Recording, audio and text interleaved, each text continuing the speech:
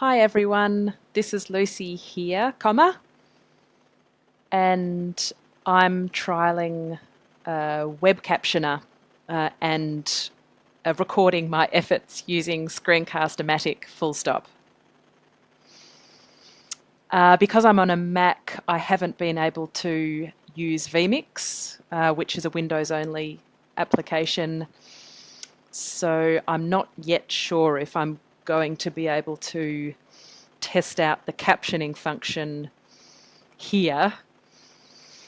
Nevertheless, it's pretty cool to see my words coming out straight away and with a fair amount of accuracy, with no training of my voice on this speech to text engine. Full stop.